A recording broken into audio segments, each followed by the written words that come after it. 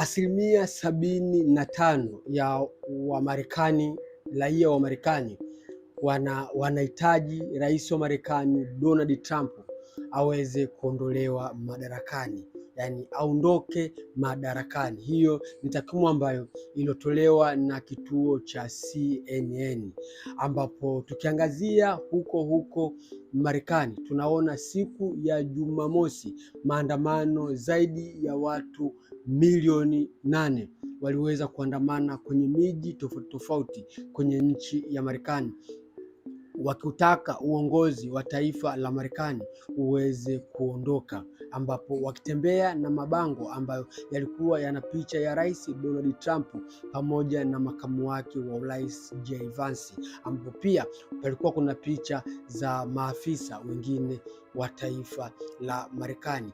Guys, hii imekuwa ni kampeni ya MAGA No King katika taifa la Marekani, ambapo hii wanasema kuwa wananchi wa Marekani kuwa hatuwezi kuongozwa na matajiri ambao waliopo karibu na Donald Trump au na marafiki wa rais wa Marekani Donald Trump. Wakasema sisi ndio wa Marekani, nchi yetu itaongozwa vile ambavyo wananchi wa Marekani tunavyotaka.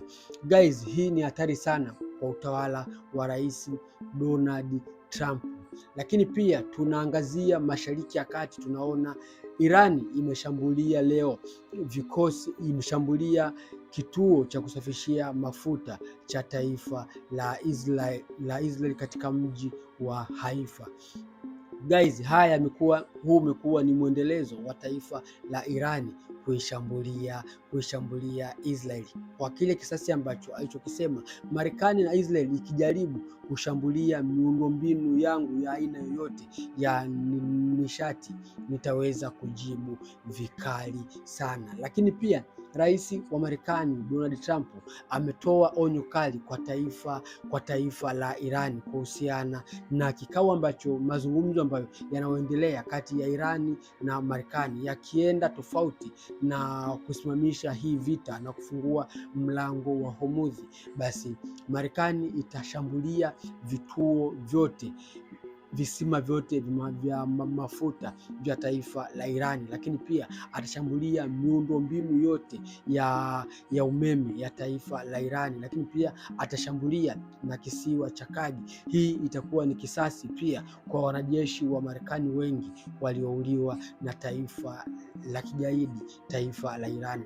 Lakini pia Irani wanaendelea na msimamo wao ule kuwa maneno ya rais wa Marekani kuhusiana na mazungumzo na taifa la Irani ni maneno ya uongo.